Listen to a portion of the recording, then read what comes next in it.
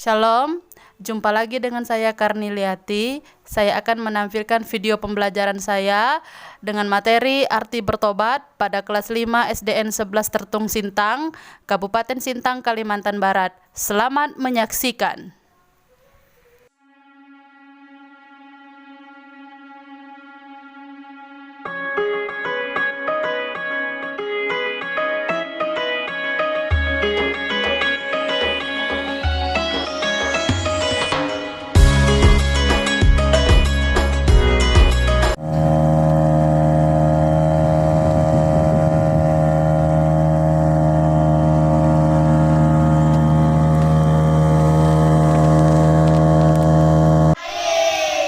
Apa kabar kalian hari ini? Luar biasa baik ya. Kita bersyukur kepada Tuhan. Pada pagi hari ini kita masih diberi kesempatan untuk sekolah. Tadi pagi siapa yang sarapan? Tangan manisnya, tangan kanannya. Baiklah, sebelum kita memulai pelajaran kita pada pagi hari ini, kita mau berdoa terlebih dahulu. Ayo Weni pimpin kita dalam doa ya. Lipat tangannya, tutup matanya, tundukkan kepala, mari kita berdoa.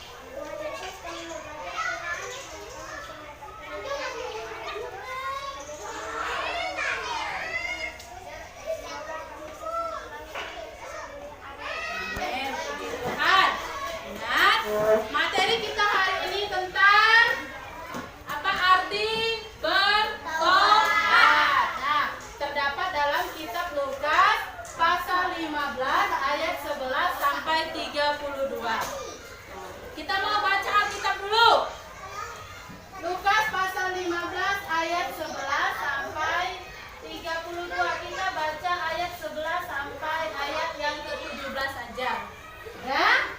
Mulai dari Hengki ayat 11, si Rendian ayat 12 sampai ayat 17 ya. Lukas pasal 15 ayat 11 sampai 17. Ya Hengki, mulai. Yesus berkata,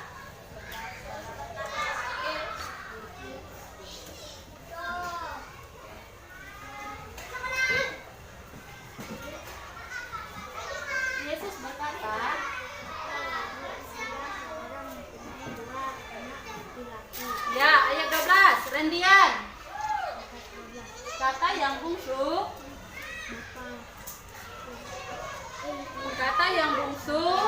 kepada ayahnya, bapa berikanlah kepadaku bagian hartamu. Kita menjadi aku, lalu ayah membagikan harta kekayaan itu di antara mereka. Ayat 13, Malvin. Kemudian seluruh bagiannya, ia lalu pergi ke negara yang jauh, di mana ia memberikan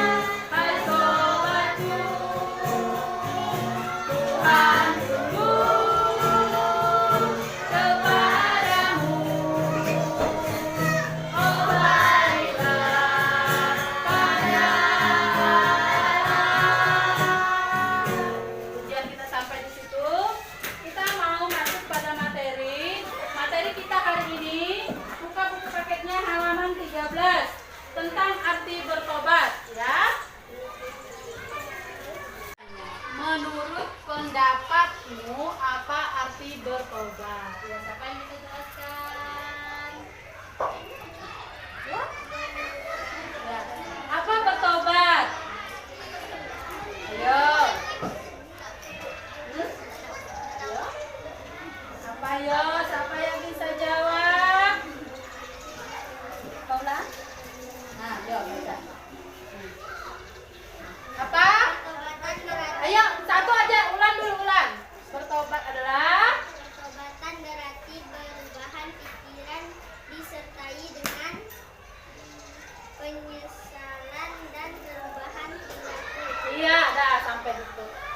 Arti bertobat di sini perubahan apa tadi? Pikiran disertai dengan iya. Nah, kenapa kita harus bertobat? Mengapa? Kita banyak dosa, enggak? Banyak sekali dosanya ya. Dosa itu banyak. Kita marah sama teman aja udah dosa. Kita nyontek aja sudah dosa, ya kan? Nah, banyak sekali dosa yang kita buat, maka kita harus bertobat ya. Kita harus bertobat, kita minta pengampunan kepada Allah ya, Marvin. Nah, yang malas sekolah juga. Apa malas sekolah? Nah, harus bertobat itu supaya jadi anak rajin ya. Nah, tujuan pembelajaran kita hari ini, nah selama dan setelah mengikuti proses pembelajaran yang kita lakukan hari ini, kita diharapkan yang pertama peserta didik dapat menjelaskan arti bertobat. Ya. Nah, peserta didik diharapkan dapat menjelaskan arti bertobat. Itu tujuan yang pertama. Sedangkan tujuan yang kedua, setelah kamu belajar materi tentang pertobatan hari ini, dapat menyebutkan alasan mengapa manusia perlu bertobat ya. Dapat menyebutkan mengapa manusia perlu bertobat.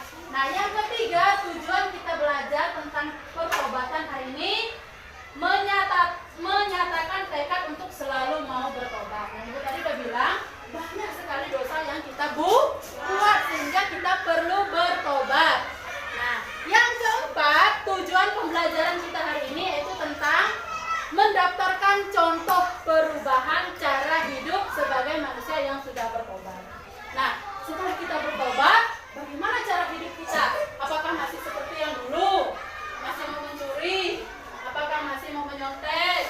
Apakah masih mau menjauhi teman? Apakah masih mau kelahi?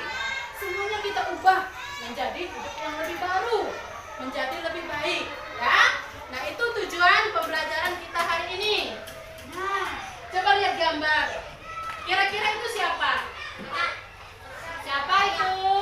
Ayah dan siapa? Siapa yang punya ayah? Nah, permintaan kalian sama ayah apa? Permintaan kalian. Tentu kalian punya permintaan ya. Nah, apa Manda? Manda biasa minta apa sama ayah? Nah, di sini ada seorang anak, ada juga seorang ayah. Nih, seperti di buku juga. Nah, ini cerita perumpamaan tentang seorang anak. Ya, tadi udah kita baca di dalam Alkitab. Perumpamaan tentang anak yang hilang. Nah, ya, kita mau lihat ceritanya dulu. Nah, lihat sebentar.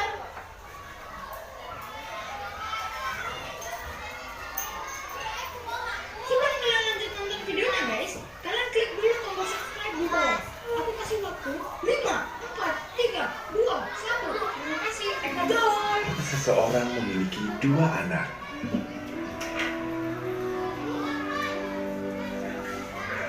Yang lebih muda memberitahu ayahnya, Bapak, aku minta warisanku sekarang sebelum Bapak meninggal.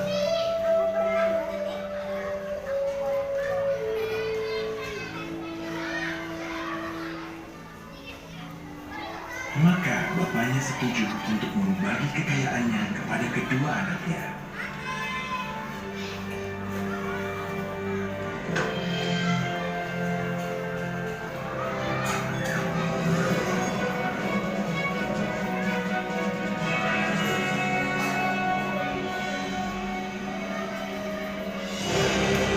Beberapa hari kemudian, yang lebih muda membawa semua miliknya dan pergi ke negeri yang jauh.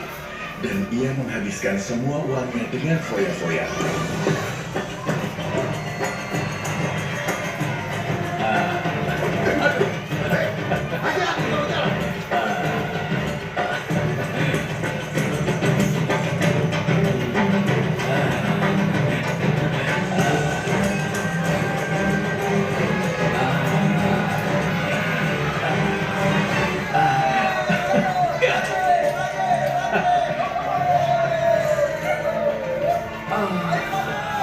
Ayo main lagi.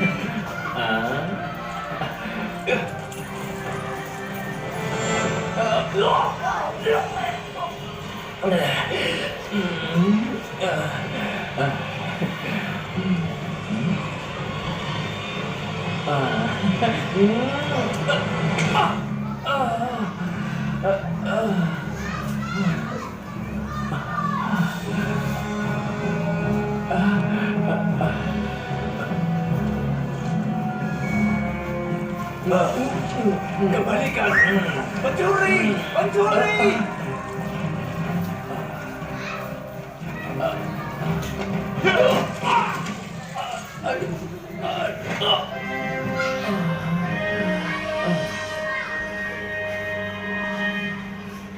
Tak lama kemudian, uangnya habis. Kelaparan melanda negeri itu, dan ia mulai kelaparan. Ia memohon seorang petani, anak muda itu menjadi kelaparan, sampai makanan babi pun terlihat lezat. Tetapi tidak seorang pun memberinya makan. Akhirnya ia sadar dan berkata, Para pekerja bapakku memiliki banyak makanan dan aku di sini mati kelaparan. Aku akan pulang pada bapakku dan berkata kepadanya, Bapak, aku telah berdosa kepada Tuhan dan Engkau. Aku tidak baik disebut anakmu lagi. Lakukanlah aku seperti pekerja.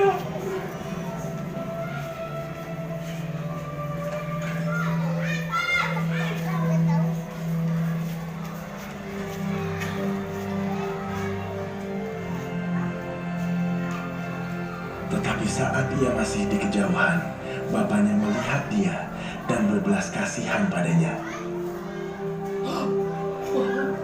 Ia berlari kepada anaknya.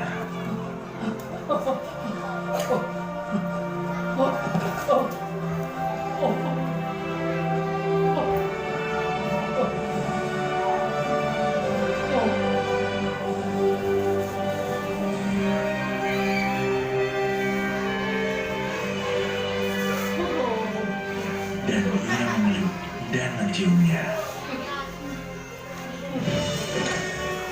Cepat, bawa baju terbaik dan kenakan padanya. Berikan cincin untuk jarinya dan sandal untuk kakinya. Ambil lembu paling gemuk dan siapkan agar kita dapat merayakan. Anakku telah mati, tetapi sekarang hidup kembali. Ia hilang dan sekarang ditemukan. Dan mereka mulai merayakannya. Anak yang sulung ada di ladang, tapi ketika ia dekat rumah, ia mendengar musik dan tarian.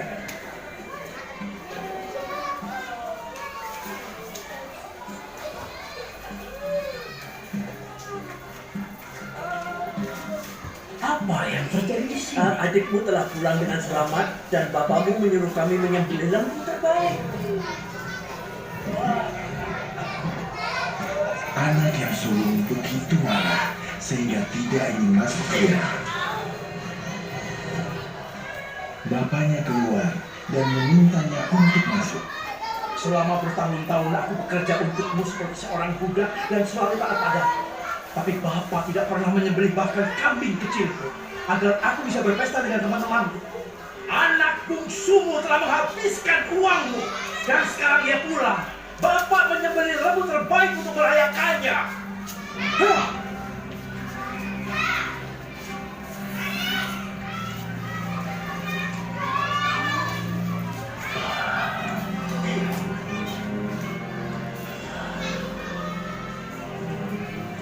Anakku, kau selalu bersama dan semua yang kumiliki adalah milikmu. Tapi kita seharusnya berbahagia dan merayakan. Adikmu mati, tapi sekarang ia hidup, ia hilang, dan telah ditemukan.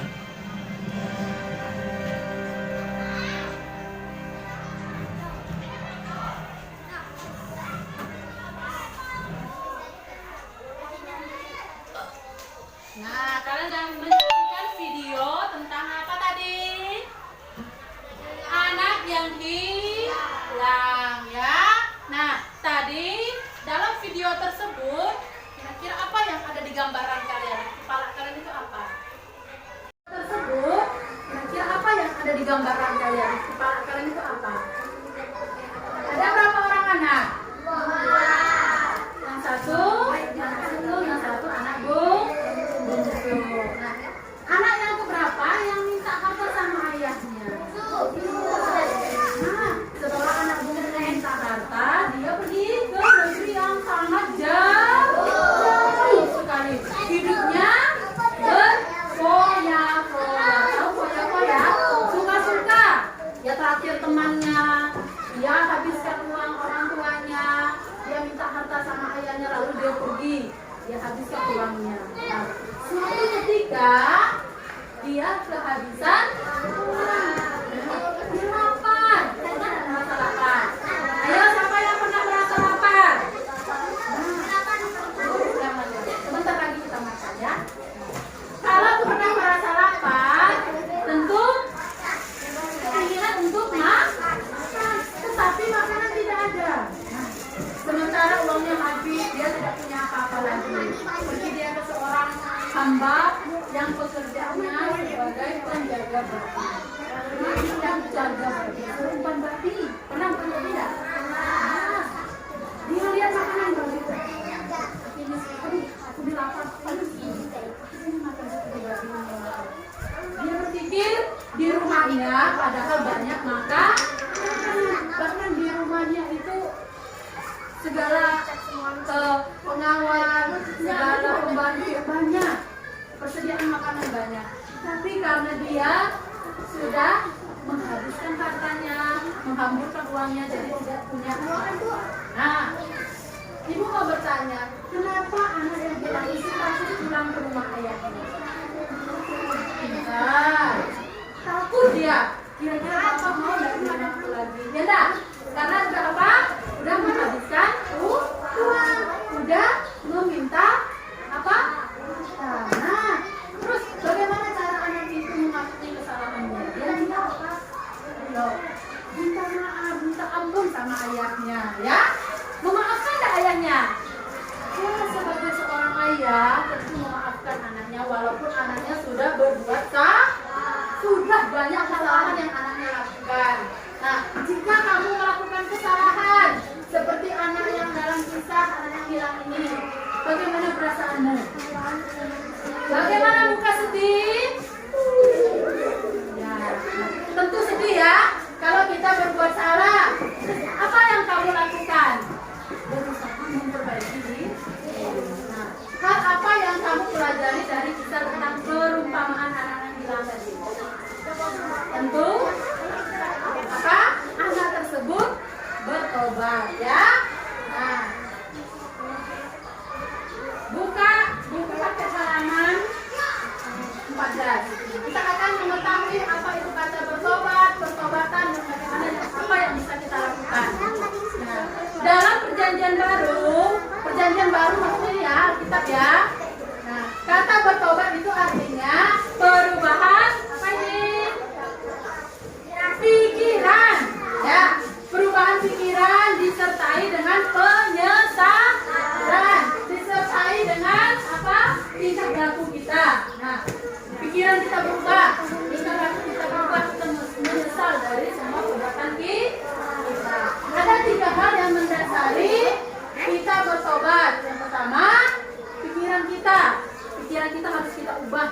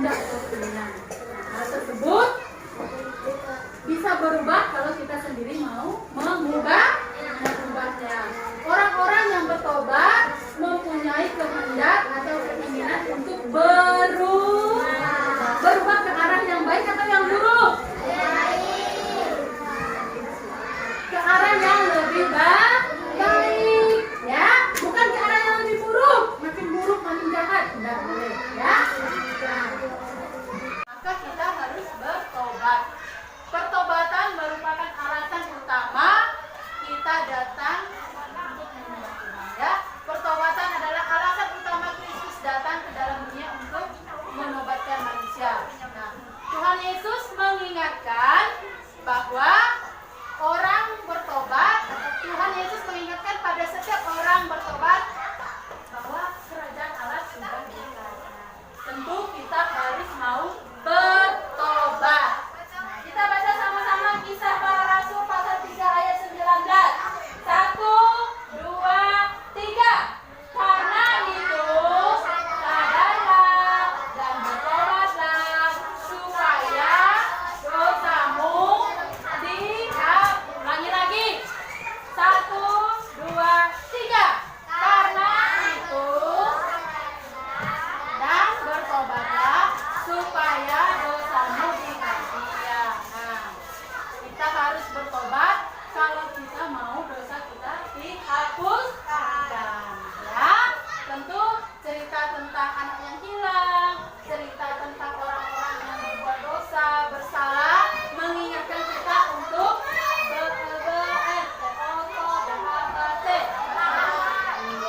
ya, janji ya, tidak boleh apa lagi berbuat. Nah, salah satu tadi apa perbuatan dosa kita?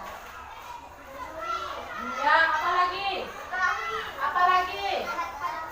Apa lagi ujian?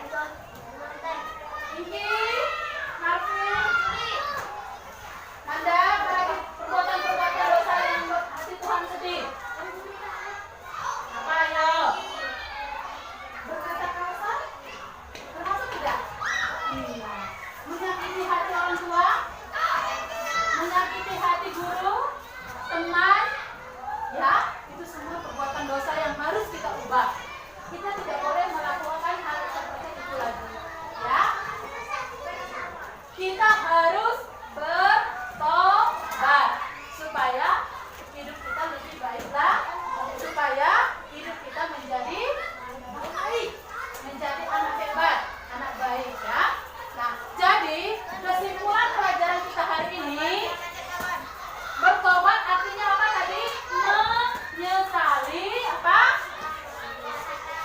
Perbuatan yang tidak sesuai dengan kehendak Tuhan. Nah, tadi banyak perbuatan yang tidak sesuai ya, yang kalian sebutkan satu persatu. Nah, setelah kita menyesali, kita mengakui. Tahu mengakui tidak maksudnya? Minta ampun. Pernah nggak minta ampun sama orang tua? Pernah nggak minta ampun sama guru? Nah, kita mengakui tindakan hal-hal yang menyedihkan hati Tuhan. Lalu kita berubah. Kita berubah ke arah yang lebih baik. Ya, ya, berubah ke arah yang lebih baik supaya hidup kita lebih baik lagi. Nah, perubahan pikiran, perubahan perasaan dan perubahan tingkah laku itu semua apa?